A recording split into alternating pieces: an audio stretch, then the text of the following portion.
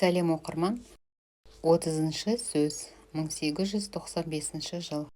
Қырқын мінсе, қыр артылмайтұғын осы бір қырт мақтан деген бір мақтан бар. Сол неге керек, неге жарайды? Ол ар, есті білмейді, намысты білмейді.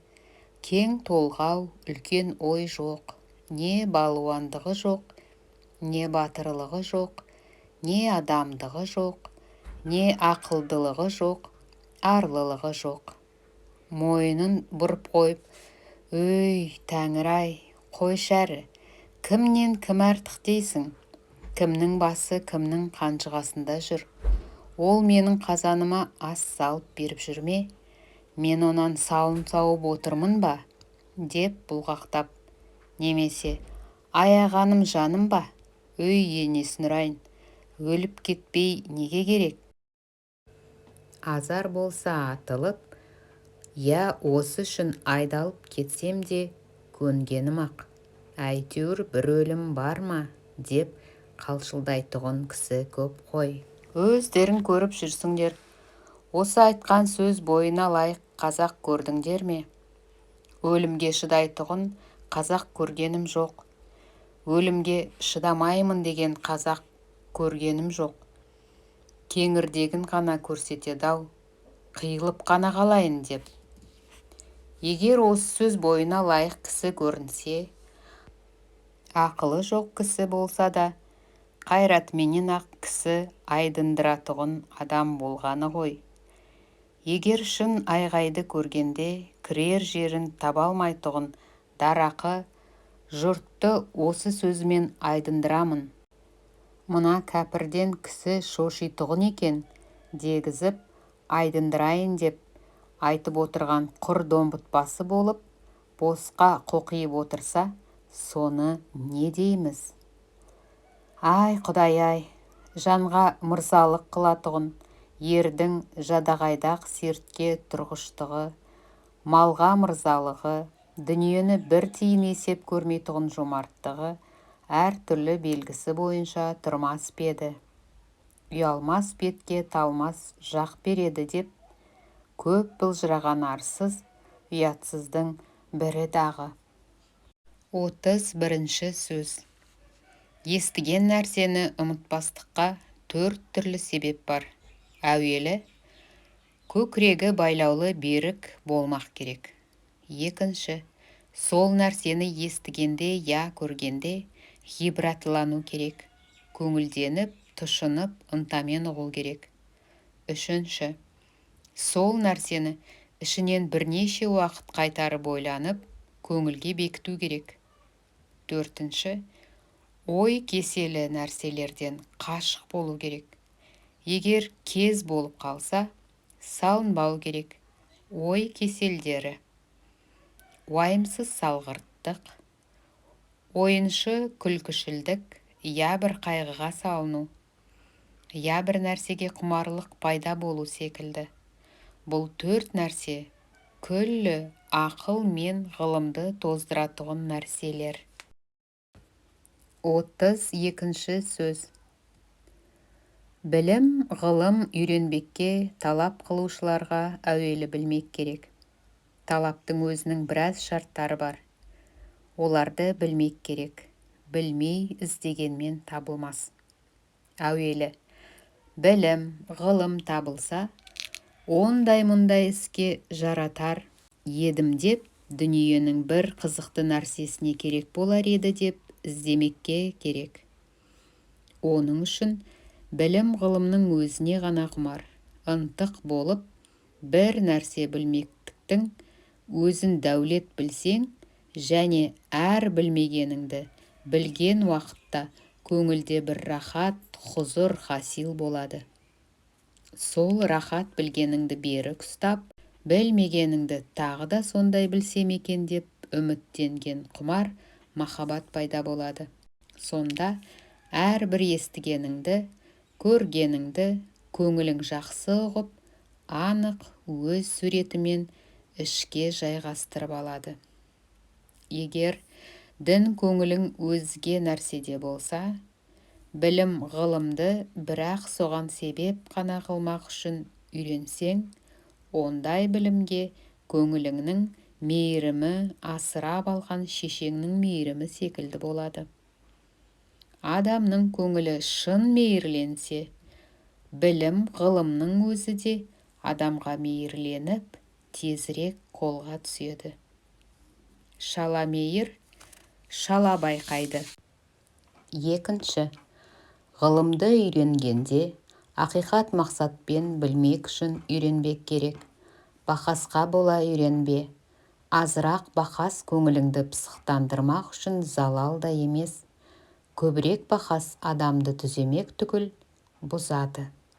Оның себебі әрбір бақасшыл адам хакты шығармақ үшін ғана бақас қылмайды, жеңбек үшін бақас қылады. Ондай бақас хүсітшілікті зорайтады, адамшылықты зорайтпайды, бәлкім азайтады.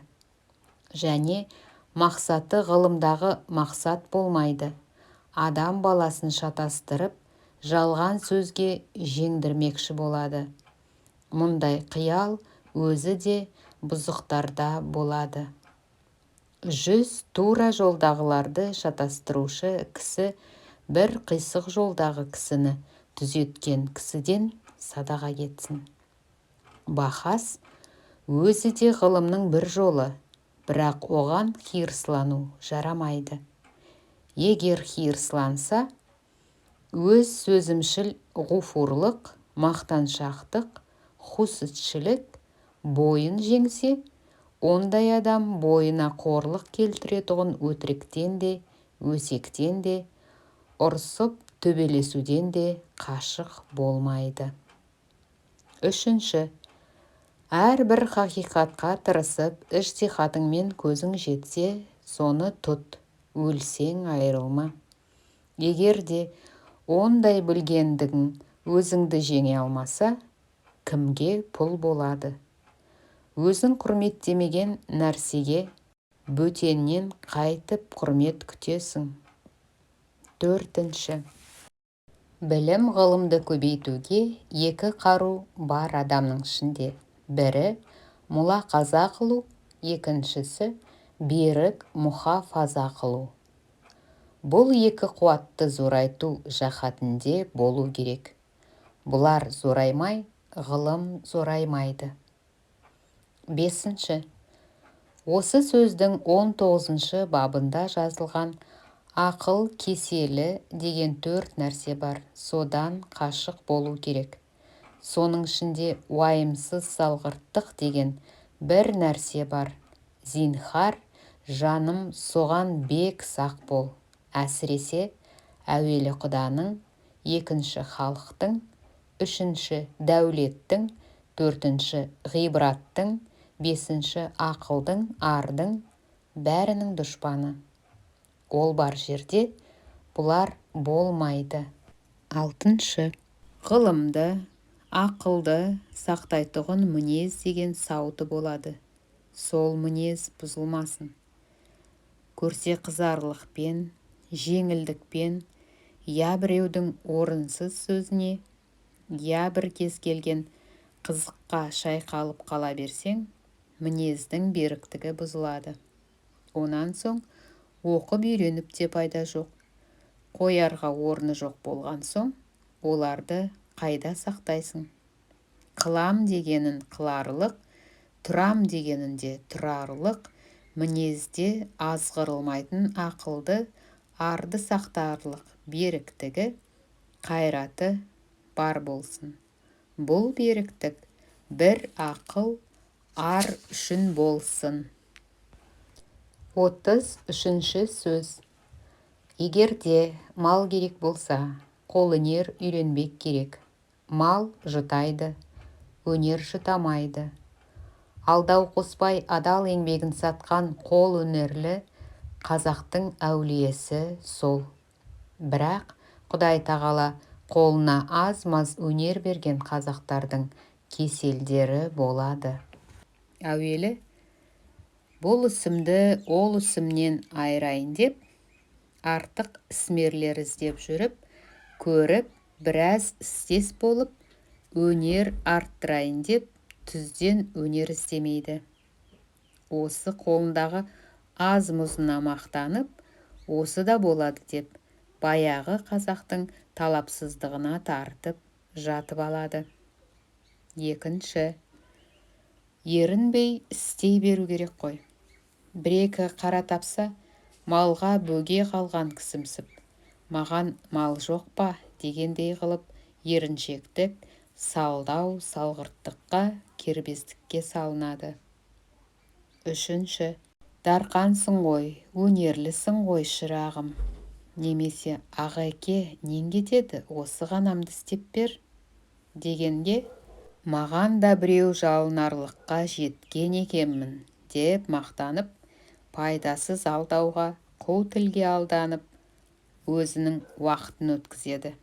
Және анаған дүниенің қызығы алдауды білген дегізіп, көңілін де мақтандырып кетеді. Төртінші, тамыршылдау келеді. Бағанағы алдамшы шайтан тамыр болалық деп, бір болымсыз нәрсені берген болып, артынан үйтемін, бүйтемін, қар қыламын дегенге мәз болып, тамырым досым десе, мен де керектінің бірі болып қалыппын ғой деп, және жасынан іс істеп, үйден шықпағандық қылып, жоқ барға тырысып, алдағанды білмей, дереу оның жетпегенін жеткіземін деп, тіпті жетпесе өзінен қосып, қылып бер дегеннің бәрін қылып беріп, күні өтіп, еңбек қылар уақытынан айырылып, жоғары шыққа қарық болып, тамақ киім борыш есінен шығып кетіп, енді олар қысқан күні біреудің малын бұлдап қарызға алады. Оны қылып берейін, мұны қылып берейін деп, соныменен табыс құра алмай, борышы асып, дауға айналып, адамшылықтан айырылып, қор болып кетеді. Осы несі екен? Қазақтың баласының өзі алдағыш бола тұрып, және өзі біреуге алдатқыш бола тұғыны қалай? Жалғасы болады. Сау болыңыздар. Каналға тіркеліп қойыңыздар.